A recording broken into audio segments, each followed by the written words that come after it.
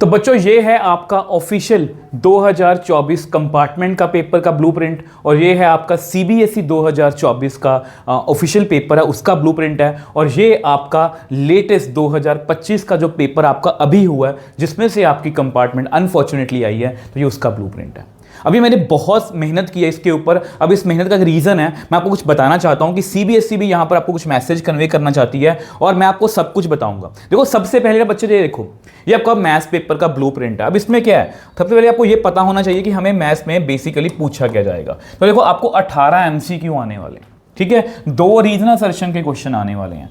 5 question जो है वो 2 मार्क्स के, मतलब 5 क्वेश्चन आपको आने वाले हैं। 3 नंबर के आपको 6 क्वेश्चन आने वाले हैं। 5 नंबर के आपको 4 क्वेश्चन आने वाले हैं और 3 केस स्टडीज आपको आने वाली हैं। अगर आप इन पर ध्यान पे देखो, एमसीक्यूज, रीजन असर्शन और केस स्टडीज, मतलब 32 नंबर का पेपर जो है वो आपका ऑब्वियसली बात है ये एनसीईआरटी से बाहर है, क्योंकि एनसीईआरटी में केस स्टडी नहीं है, एनसीईआरटी में एमसीक्यूज बहुत कम लेवल के हैं, रीजन असर्शन तो है ही नहीं है। तो यानी कि अगर हम पेपर को, पैटर्न को अच्छे समझ लेते हैं बच्चे, तो हम एक वेल प्लान्ड तरीके से तैयारी कर सकते हैं। मैं हमेशा बोलता हूं कि कहीं ना कहीं देखो, एक तो ये है कि हमने मेहनत नहीं की तो ऑब्वियसली बात है हम फेल हो गए मैथ्स में या हमारी कंपार्टमेंट लग गई। बट अगर हम, कई बार क्या होता है कि बच्चे को कई बार आता होता है बट वो ऑर्गेनाइज्ड वे से तैयारी नहीं कर पाता, या वो, अब देखो जैसे हमारे पास मान लो 30-40 डेज हैं, तो मैं ये चाहता हूं कि आपका ध्यान जो है वो फोकस, मतलब आपका जो फोकस है ना वो बिल्कुल वेल प्लान्ड की प्रेपरेशन पे होना चाहिए कि हमें एक अच्छे तरीके से जो है वो तैयारी करनी है। देखो उसके लिए मैंने क्या किया, ये देखो, अगर आप ध्यान से देखो यहां पर, अगर आप थोड़ा सा भी ध्यान से देखो तो ये वाला जो पोर्शन है ना, चैप्टर नंबर 5 से लेके 9, मतलब कैलकुलस वाला पार्ट, ये आपका थोड़ा सा रिस्की है। अब ये रिस्की जो है, ये इसके कुछ पॉजिटिव पॉइंट्स भी हैं, कुछ नेगेटिव पॉइंट्स भी हैं। मैं ऐसा क्यों बोल रहा हूं, देखो बच्चे, अगर आपने रिलेशन फंक्शन पे गौर किया हो तो अप्रॉक्सीमेटली हर बार 5, 4, 5 इतने नंबर का पेपर ही उसमें से आ रहा है, ठीक है। और अगर हम इनवर्स ट्रिग्नोमेट्री की बात करें तो 3, 4, 3, 2 इस तरह से ही आपको पेपर में आएगा। मैटर से डिटर्मिनेंट में से भी सेम है बच्चे, आपको डिटर्मिनेंट में से 5, 7, 7 या 3 इस तरह से क्वेश्चंस आएंगे, ठीक है। इतने नंबर का पेपर आपको पूछा जाएगा। और सेम अगर आप वेक्टर और 3D की बात करें तो 5 और 9, 6 और 8, 6 और 8 इसी पैटर्न में क्वेश्चन पूछे जाते हैं। और एलपीबी में मतलब कि ये जो आपका 5th यूनिट है इसमें 5 नंबर का पेपर आपको हर बार आएगा ही आएगा। और प्रोबेबिलिटी एक लास्ट यूनिट है, इसमें से भी आपको 8 नंबर का पेपर आएगा ही आएगा। अब देखो मैं आपको क्यों बता रहा हूं, देखो यहां से हमें इतनी बात क्लियर है, यहां से हमें इतनी बात बच्चे क्लियर है कि यहां पर अगर यूनिट नंबर 1 जो है जिसमें रिलेशन फंक्शन है वो 8 नंबर का ही आपको आने वाला है। यूनिट नंबर मैटर डिटर्मिनेंट में से आपको 10 नंबर का पेपर ही आने वाला है, इसकी बात बाद में करेंगे। यूनिट 4 वेक्टर 3D में से आपको 14 नंबर का पेपर ही आने वाला है। यूनिट नंबर 5 उसमें से आपको एलपीपी में 5 नंबर, प्रोबेबिलिटी में से आपको 8 नंबर का पेपर आने ही वाला है। कोई इसमें चेंजेस जो हैं वो नहीं है। अब देखो ये वाला पार्ट जो है थोड़ा सा रिस्की है, कैलकुलस। अब नॉर्मली बच्चे इससे डरते भी हैं। अब मैं इसको दोनों तरफ से देख रहा हूं, मैं इसको सिर्फ मुश्किल के वे से नहीं देख रहा, मैं इसको दोनों तरफ से देख रहा हूं, इसीलिए मैंने ये सारी मेहनत आपके लिए की है। अगर आप यहां पर थोड़ा ध्यान से देखो तो ये कौन सा चैप्टर है, ये चैप्टर नंबर है आपका 5th। अब 5th चैप्टर में से यानी कंटिन्यूटी एंड डेरिवेटिव में से 10, फिर 7 और फिर 9। और अगर आप एप्लीकेशन ऑफ डेरिवेटिव, जो नॉर्मली बच्चों को मुश्किल लगता है ये वाला चैप्टर, 8 नंबर, 6 नंबर और इस बार कितने नंबर का आया था, 15 नंबर का, ठीक है। इंटीग्रेशन मुश्किल लगती है 7, फिर 11, फिर 5 नंबर की रहेगी इंटीग्रेशन इस बार। एप्लीकेशन ऑफ इंटीग्रेशन में 6, 5, 4 ये अप्रॉक्सीमेटली इतने नंबर का ही आएगा। Differential equation 4, 6, 2। तो यानी कि अगर आप देखो कैलकुलस, देखो कैलकुलस में ना ज़्यादा चैप्टर्स हैं, कैलकुलस में ज़्यादा चैप्टर्स हैं, मतलब 5 चैप्टर हैं। तो ऑब्वियस सी बात है कैलकुलस 35 मार्क्स का है, आप हर बार टोटल करोगे ना 35 मार्क्स ही बन रहे हैं। कैलकुलस 35 मार्क्स का है, बट क्योंकि चैप्टर ज़्यादा है उसमें फ्लक्चुएशन बहुत ज़्यादा है। अब इसके अपने पॉजिटिव पॉइंट भी हैं, नेगेटिव पॉइंट भी हैं। नेगेटिव पॉइंट की बात कर लेते हैं कि आप थोड़ा सा वेल प्लान्ड तरीके से, कई बार आपको लगता है कि सर मैं कैसे तैयारी करूं, कि कई बार तो इसमें से 5 नंबर का पेपर ही आ रहा है और कई बार इसमें से 11 नंबर का पेपर आ रहा है। बट अगर आप इसकी दूसरी साइड देखो, अगर आप इसकी पॉजिटिव साइड देखो बच्चे, मैं आपको हमेशा ये बोलता हूं, अगर मैं सिर्फ कैलकुलस की बात करूं, देखो मैं सिर्फ कैलकुलस की बात करूं तो कैलकुलस में मैं आपको ये कहूंगा बच्चे, आप ना डेरिवेटिव जरूर करके जाना।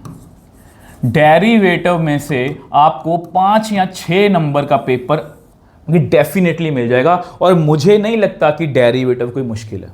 कंटिन्यूटी को अगर आप छोड़ना भी चाहते हो, मैं ये नहीं बोला कि छोड़ दो, बट अगर आप कंटिन्यूटी पे रिस्क लेना चाहते हो, आप डेरिवेटिव जरूर करके चले जाना, ठीक है। और बच्चे, एप्लीकेशन ऑफ डेरिवेटिव की अगर मैं बात करूं तो उसमें ना एक टॉपिक है इंक्रीजिंग डिक्रीजिंग, ठीक है, और एक है आपका रेट ऑफ चेंज। मान लिया आपको मैक्सिमा मिनिमा मुश्किल लग रहा है, बट अगर आप ये दो टॉपिक कर लेते हो, क्योंकि रेट ऑफ चेंज बहुत आसान है बच्चे, इंक्रीजिंग डिक्रीजिंग बहुत आसान है, जस्ट डबल डेरिवेटिव करना है और या सिंगल डेरिवेटिव करना है और पॉजिटिव नेगेटिव साइन चेंज करने हैं। तो इनमें से आप मतलब मेरे अकॉर्डिंग 5 या 6 नंबर की तैयारी कर सकते हो। और फ्लक्चुएशन बहुत ज़्यादा है। फ्लक्चुएशन मतलब समझते हो, अगर इसमें से ज़्यादा नंबर का पेपर आ गया, 12-13 नंबर का पेपर आ गया, तो सारा थोड़ी ना मैक्सिमम मिनिमम से आ जाएगा, वो इंक्रीजिंग डिक्रीजिंग और रेट ऑफ चेंज में से भी मतलब ऑब्वियसली बात आएगा, ठीक है। अब सपोज आपको इंट्यूशन मुश्किल लग रही है, वैसे तो मैं आपको हमेशा बोलता हूं कि 7.4, 7.5 और 7.6 करके चले जाना। अगर जिन भी बच्चों को इंटीग्रेशन मुश्किल लगती है तो 3 एक्सरसाइजेस कर लेना। इसमें कौन कौन से कवर हुए हैं? आइलेट रूल, जो बोलते हैं पार्शियल फ्रैक्शन, और जो बोलते सब्स्टिट्यूशन वाली, अगर आप ये कर लेते हो, प्लस मेरा माइंड मैप की वीडियो भी मैं आपको नीचे कमेंट सेक्शन डिस्क्रिप्शन बॉक्स में दे दूंगा। अगर आप ये कर लेते हो बच्चे, इंटीग्रेशन में से ना आप 6-7 नंबर का पेपर निकाल सकते हो। मुझे पता है कि आपको लग रहा होगा सर आप हवा में बातें कर रहे हो, मैं हवा में बातें नहीं कर रहा। मुझे इतने 16-17 साल का एक्सपीरियंस है, तो मैं उस एक्सपीरियंस से बात कर रहा हूं कि अगर आप ये कर लेते हो, बाकी सब कुछ आपके ऊपर डिपेंड करता है। अगर आपको लगता है, देखो आप पहले पूरा कंप्लीट कर लेते हैं। जैसे अगर आपको इंटीग्रेशन नहीं भी आई तो भी आप एप्लीकेशन ऑफ इंटीग्रेशन का क्वेश्चन जो है वो निकाल सकते हो, क्योंकि इसमें से गारंटेड है कि 5 या 6 नंबर का पेपर आपको आने वाला, जो मैंने पैटर्न नोट किया। देखो इसमें से अगर आपको बेसिक से इंटीग्रेशन आती है, मैं हर वीडियो में बोलता हूं बच्चों को, अगर आपको ये इंटीग्रेशन आती है, इसकी इंटीग्रेशन कितनी होगी? x³ 3, और इसमें हम लिमिट फिल कर देंगे। इसमें हम जो है वो लिमिट फिल कर देंगे, जैसे 1/3 x³ upper limit minus lower limit. अगर आपको ये करना आता है और आपको ये एक फॉर्मूला आता है, एक फॉर्मूला ये वाला फॉर्मूला मैं लिख देता हूँ यहाँ पर, ये वाला a² माइनस x², इस तरह से अगर आपको ये फॉर्मूला आता है x/2 a² minus x² under root plus a²/2 sine inverse x/a। अगर आपको ये एक फॉर्मूला आता है और प्लस बेसिक इंटीग्रेशन आती है, तो आप एप्लीकेशन ऑफ इंटीग्रेशन का क्वेश्चन बड़े आराम से कर सकते हो। और अगर आपको ऑब्वियसली बात है, अगर आपको इंटीग्रेशन अच्छे से थोड़ी बहुत भी आती है इसके लेवल से, अब डिफरेंशियल इक्वेशन भी कर सकते हो। अब मैं ये नहीं बोल रहा कि आप सारा कर लो, मैं कुछ नहीं बोल रहा, सब कुछ आपके ऊपर डिपेंड करता है। आपकी कंपार्टमेंट है, आपको देखना है कि आपको कैसे क्लियर करनी है, या मुझे पासिंग मार्क्स लेने हैं या अच्छे मार्क्स लेने हैं, आपके ऊपर डिपेंड करता है। बट अगर आप थोड़ा सा पुश करो, आप डेरिवेटिव बड़े आराम से कर सकते हो, रेट ऑफ चेंज और इंक्रीजिंग डिक्रीजिंग बड़े आराम से कर सकते हो। बाकी सब पुश करने की बात आप ये भी कर सकते हो। अब अगर आपको ये नहीं करना तो आप ये भी कर सकते हो। तो ये 3 चीज़ें तो बिल्कुल मत छोड़ के जाना, derivative, increasing decreasing, rate of change और एप्लीकेशन ऑफ इंटीग्रेशन। अगर हम कम से कम मार्क्स भी लगाएं 5, 5 और 5, इसमें से 15, मतलब 35 नंबर में से 20 नंबर आप ये भी जोड़ सकते हो, 35 नंबर में से 15 नंबर आप ये भी जोड़ सकते हो। तो ये मुझे बस आपको बताना था। मतलब अगर आप ये करते हो बच्चे, देखो ये सब कुछ आपको बताने का पर्पज़ ये है कि आप थोड़ा वेल प्लान्ड तरीके से तैयारी करो। अगर हम थोड़ा सा एनालिसिस करें तो केस स्टडी जो है प्रोबेबिलिटी में से पक्का आएगी, और एप्लीकेशन ऑफ डेरिवेटिव में से। अब एप्लीकेशन ऑफ डेरिवेटिव में से रेट ऑफ चेंज में से भी आ सकती है, वो इंक्रीजिंग डिक्रीजिंग में से भी आ सकती है, और ज़्यादा चांसेस होते हैं कि वो मैक्सिमम मिनिमम से पूछी जाती है, ठीक है।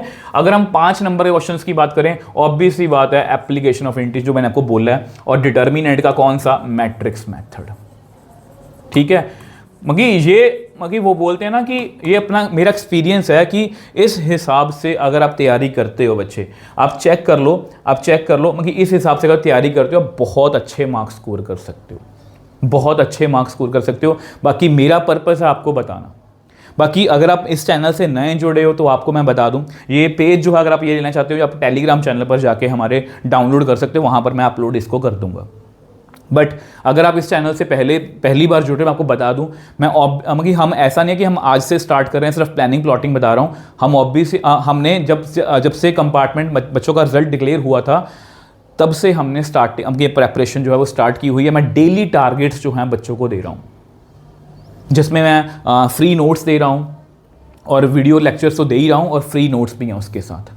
इसलिए टेलीग्राम चैनल पर जुड़ जाना या व्हाट्सएप चैनल पर जहाँ पर भी आप अवेलेबल हो वहाँ पर आप जाके हमारे साथ जुड़ सकते हो। इंस्टाग्राम पर मुझसे बात भी कर सकते हो। मैं आपको ये सब कुछ इसलिए बता रहा हूँ कि बच्चे, अगर मैं मेहनत कर रहा हूँ आपके लिए और मैं अपना एक्सपीरियंस जो है आपको देने के लिए रेडी हूँ, तो क्या आप एक कमिटमेंट नहीं दे सकते कि सर नहीं, हम इस बार कंपार्टमेंट क्लियर करना चाहते हैं और इसी पहले चांस में हम क्लियर करना चाहते हैं, कि ताकि हमें बार बार उसी लूप में ना फंसे रहें कि नेक्स्ट ईयर भी पेपर देना है, उससे नेक्स्ट ईयर लास्ट चांस है। तो इस लूप में मत फंसना। तो आज की वीडियो का पर्पस बस यही था कि बच्चे आपको लगे रहना है, ताकि हम कंपार्टमेंट में सिर्फ पासिंग मार्क्स नहीं, एक अच्छे मार्क्स के साथ जो है, मतलब एक अच्छे पॉजिटिव मन से जाएंगे, एक अच्छी तैयारी के साथ जाएंगे। ऑब्वियस सी बात है, हमारी कंपार्टमेंट जो है सिर्फ क्लियर नहीं, हम बहुत अच्छे मार्क्स लेंगे। बाकी बच्चे, या तो आप हाथ पे हाथ धरे बैठे रह सकते हो, या आप उठ के मेहनत कर सकते हो। चॉइस आपकी है।